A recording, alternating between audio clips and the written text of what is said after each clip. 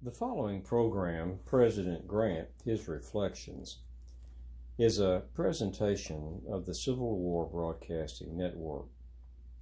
It is one of that series of programs wherein President Grant shares his reflections of persons, places, or events in his presidency or his life after the presidency. It is available on the free YouTube channel General Grant by himself or Dr. E.C. Fields, and on Facebook under President Grant by himself, or Kurt Fields as General Ulysses S. Grant, and other social media. Permission to copy and distribute is granted and indeed encouraged. Remember, you are the future of our past. And now, Avoiding War with Spain, Part 2.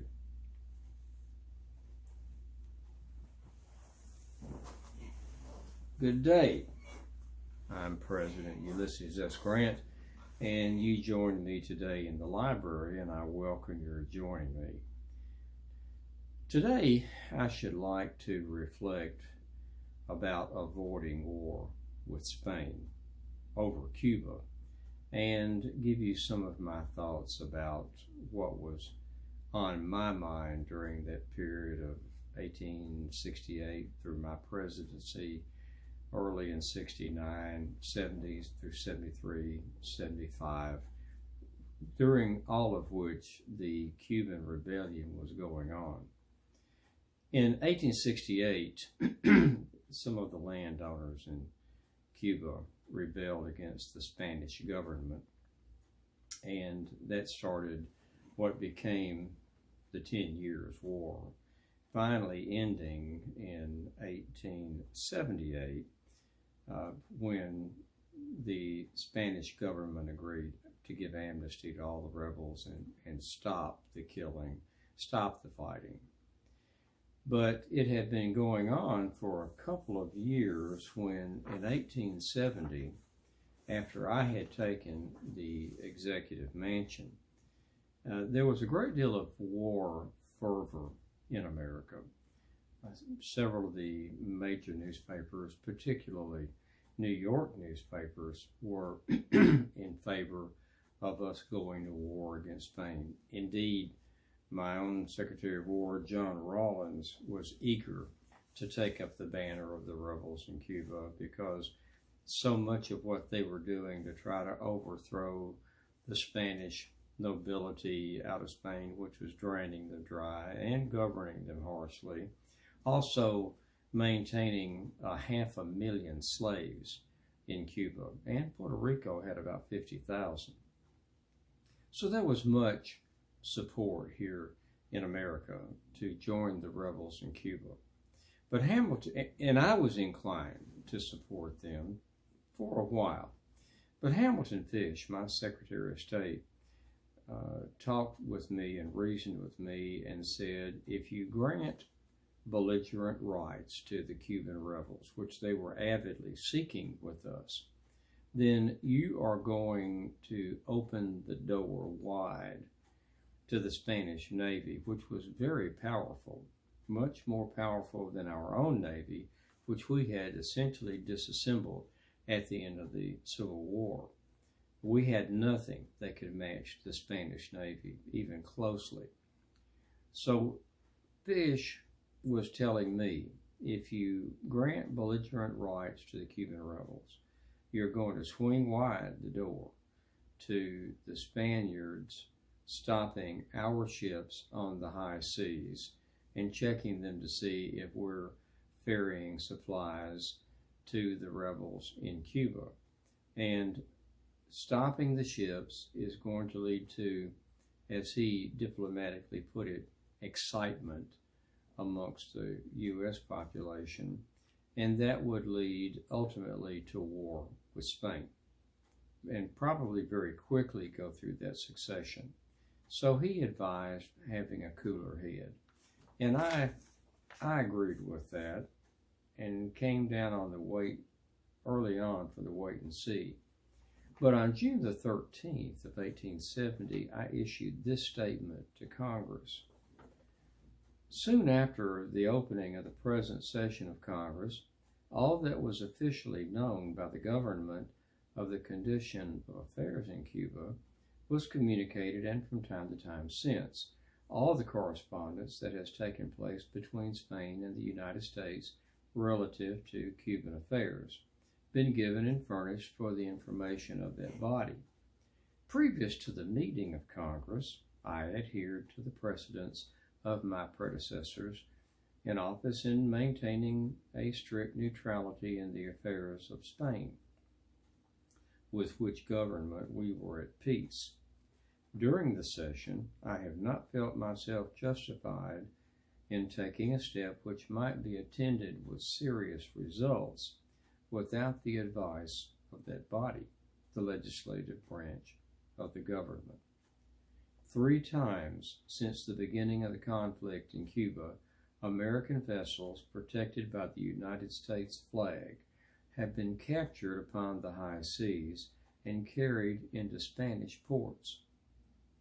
In but one instance has there been any reparations made, and then tardily. Up to the present time, though repeatedly demanded and often promised, no copies even have been furnished this government of the evidence upon which the other 2 vessels were condemned have been furnished to this government. In view of these facts, and the further fact that Spain, with all her armies and armament, the combined power of her army and navy, has not been able to suppress the rebellion, which had now continued almost 2 years, and in the view of the failure of Spain to protect American citizens, or to give them time to prove their innocence of complicity in conspiracy against Spanish authority, as 2 American prisoners who were executed declared their ability to do, and the proximity to our own shores of the seat of war, it has become a question how long we can permit this contest without further noticing it. And what is our duty to the unhappy belligerents, to humanity, and to ourselves?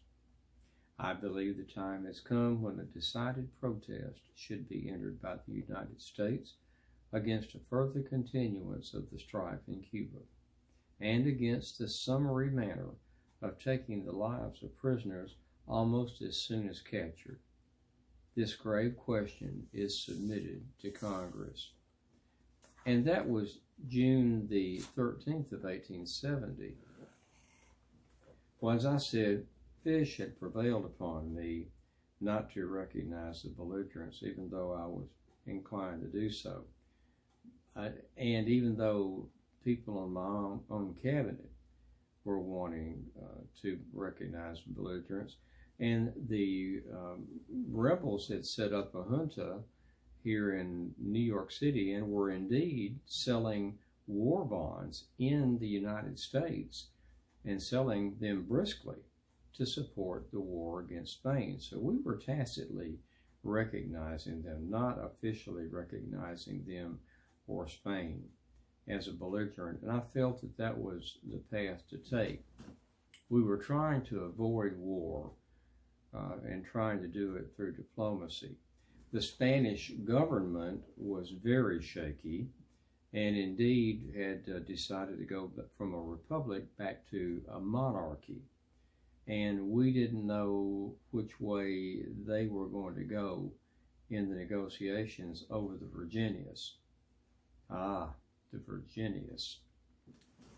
The Virginias was a blockade runner. It had been built during the war for the blockade running traffic between Havana and Mobile. And of course the war is over. It ends, and the Virgin, as it was named, is in other uses.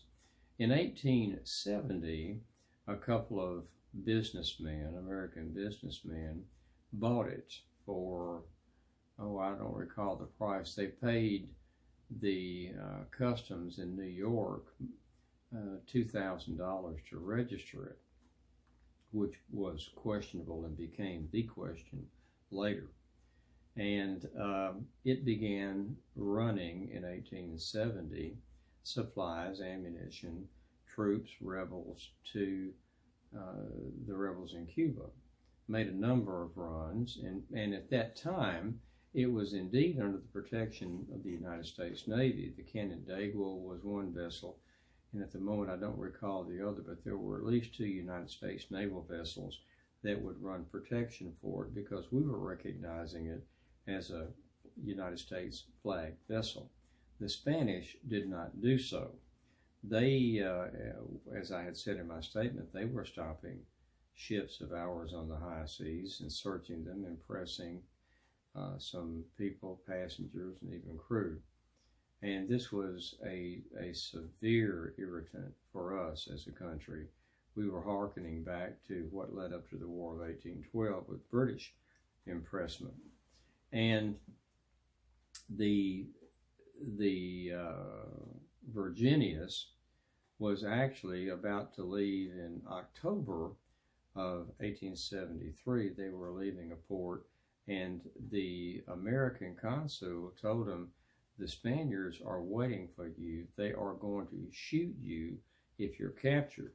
And Captain Fry, I think Joshua Fry, but Captain Fry, who'd been 15 years in the United States Navy, then he went with the South during the war, became a Commodore in the Confederate Navy, was out of work after the war, had been employed by this questionable entity that bought the Virgin, redubbed it the Virginius, and was captaining that vessel.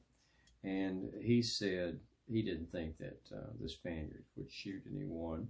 They had to have repairs to their boilers, so they were running a little slow. And on October 30th, they're making a run to Santiago de Cuba Bay, and the Spanish warship Tornado spied them. And they fired across their bow.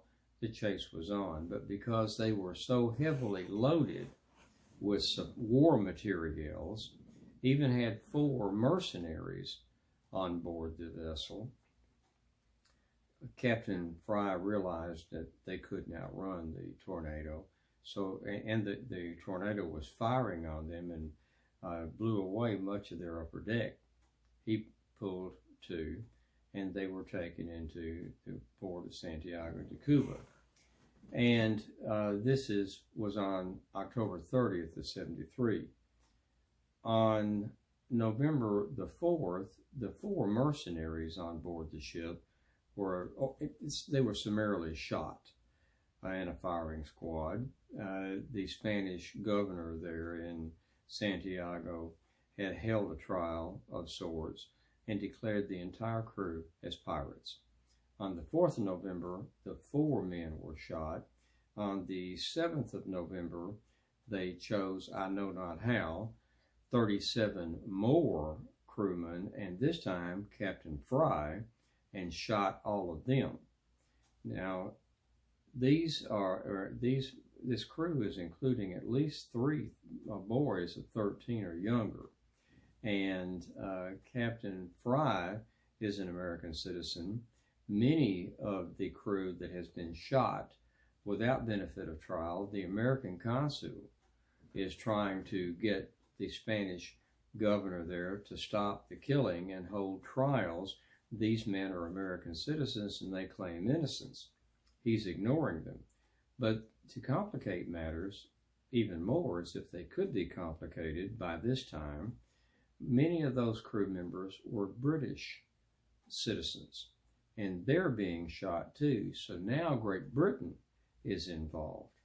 So the consul and the British consul notified their respective governments for instructions, and Captain Will Cushing of the USS Wyoming and a British warship are both dispatched to Santiago.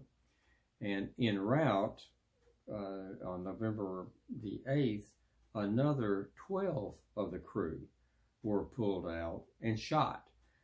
So at this point, we have a number 53 people who have been executed by firing squad, American and British citizens. and under an American flag. So at the 53 number, the U.S. Navy and the Royal Navy both arrive, and Captain Cushing advises the governor of Santiago de Cuba that if you don't cease and desist, we are going to shell your village into rubble. At this point, the governor made a wise decision and decided not to execute anymore. The United States Navy and the Royal Navy had said, stop. And he did, while waiting instructions from the Spanish government. Now, the Spanish government is insisting to our ambassador in Spain, Daniel Sickles, that it was not an American ship. It was flagged as an American ship, but there was nefarious dealings in the ownership. We said it's an American ship, and until we determine at a later time through our investigation, it's an American ship. And the investigation began. The negotiations between America and Spain and Britain and Spain went thusly. The British reached a settlement for the British subjects who'd been killed. Apparently they were mainly or all black sailors, citizens, and Spain agreed to pay the British government for the survivors of those men £7,500. We said that we wanted $2,500 for the families per man who was killed, which came to about $80,000 in coin. The Spanish government is resisting this, and we're still bristling. The last of the sailors were shot on November the 8th. On November the 27th in New York City, there is a large anti-Spain rally of people wanting to go to war with Spain, and I understood their anger. I had a pile of notes on my desk in the executive mansion from men, and quite a few of them from former Confederate soldiers who were volunteering their services. They said, we want to fight for the United States. I had a burgeoning war problem on my hands. And the Spanish, though, while they've always been off-putting with us, every year before I send my annual message to Congress in December, Spain promises, as Hamilton Fish called it, buttered parsnips, to say, we'll cooperate, we're going to be in the posture that is most favorable to our relations as nations and so forth. And they never did. Another issue underlying this was that I was very concerned that Spain, which was in bad financial shape, even worse governmental shape, monarchy to republic, back to monarchy, that if they didn't get right side up with Cuba and that rebellion, which they were not winning, by now getting into 1870, late 1874, into 1875, they're not winning the war, and it's been going on for 7 years. I was very concerned that they were going to negotiate with other countries in Europe and use Cuba as collateral for loans. If they did that, then the countries that were giving them money would then feel a proprietary position with Cuba. And I did not want that to occur. No other countries in the Western Hemisphere. I wanted to stay with the Monroe Doctrine. So I didn't want Spain to get into negotiations with other countries in Europe using Cuba as collateral for their international loans. And then Cuba becomes a pawn in a very broad and deadly international chess game. And I was wanting to prevent that, but all the time Spain is still stalling. We did our investigation and found that the Virginius was indeed illegally flagged. It was not an American vessel. Now, in our negotiations with Spain, we had set forth these conditions, that the Virginius would be returned to us, which it was on December the 17th of 73, and that as she left, the Spanish government would fire a salute to the American flag in the Santiago harbor. And if it was found that the Virginius was not an American vessel, that it was indeed a pirate rebel supporting vessel, as the Spanish government claimed it was, then they wouldn't have to fire a salute, which indeed they did not.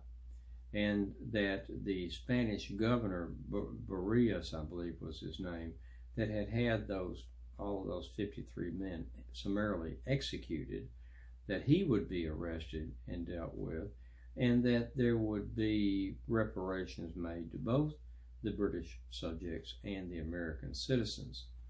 Well, as it turned out, as I said, we found out to our chagrin and somewhat to our relief that it was not an American flag vessel. It was indeed registered under false pretenses to be a supply runner and troop transport for the Cuban rebels. The Virginius was returned to us on December 17th, put under tow, and promptly sank. The remaining prisoners, some 90 or so of them, were released. No more executions. The governor was arrested, but he died in prison before he could be tried, and the family members got their $7,500 for the British subjects, and the American families got their $80,000. And there were some special provisions made for the relief of the family of Captain Fry. And his family was at that time living in St. Louis. So the Virginius affair was finally resolved in March of 1875, 2 years almost after it had gotten started. We didn't go to war with Spain. We were able to avoid that thanks to the cool-headedness of Hamilton Fish and my listening to the wisdom of his counsel. We got back our American vessel. The Spanish were still, they wanted us to finance the buying of the slaves. Now, one of the suggestions to resolve the issue of the rebellion was then buy the slaves. The Spanish government would pay the landowners for all of the 500,000 slaves and set them free. Puerto Rico, in fact, they had released their 50,000 slaves, but Cuba had 10 times that amount. So the Spanish government wanted the rebellion to stop. Hamilton Fish said, if you'll stop fighting and repair the injuries that have been done to everyone and guarantee that the freedom of the belligerents, then the fighting will be over. But Spain wanted the United States to guarantee the money that would be used to buy the slaves and end slavery in Cuba. And we weren't about to do that because we were certain if we did that, we would quickly be the party paying for all of those 500,000 slaves. As it was, the whole issue was resolved somewhat to our satisfaction. Primarily, we didn't go to war with Spain, and the United States Navy, a benefit was we realized that our Navy, which had been dismantled after the war, which had been an extremely powerful naval force, was whittled down to nothing. When we looked at that Spanish Navy, we realized we've got to have a stronger Navy than what we've got, and we built 5 new ships and one warship and four somewhat lesser armed vessels. And our Navy began to grow again. So there was some benefit to this, but I should think primarily we didn't go to war with Spain. We exercised diplomacy, and even though the war was causing us angst here over the existence of slavery and a rebellion with which we were in sympathy, we did not recognize the Cuban rebels as belligerents. We did not get into war with Spain, and we resolved it through diplomacy. The good, cool-headed, adroit diplomacy guided by Hamilton Fish. I should also like to add before I conclude that Dan Sickles, being our ambassador to Spain, all he did was, I would liken it to the bull in the china shop. He was garrulous, argumentative, and only made the Spanish government angry. The president of Spain himself negotiated behind the scenes with Hamilton Fish here in America, and they requested that we move the negotiations to Washington. We promptly agreed. They promptly agreed, and Hamilton Fish did the negotiating personally in Washington City. Now, this did not sit well with our ambassador to Spain, Daniel Sickles. And when he offered to resign, I did not accept his resignation.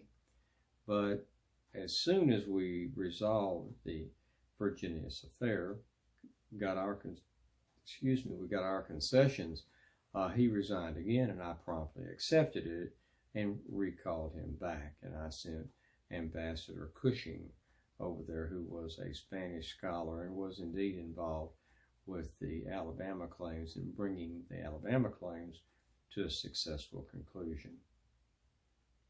Now, with those thoughts that I have shared with you, I think that I have said, for the moment, enough to completely address part 2 of avoiding war with Spain. I should like at this time, and I feel it entirely appropriate, to bring my remarks to a close.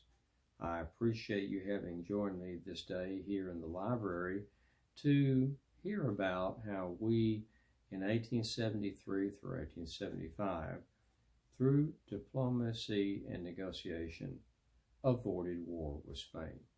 And I was pleased to have done that.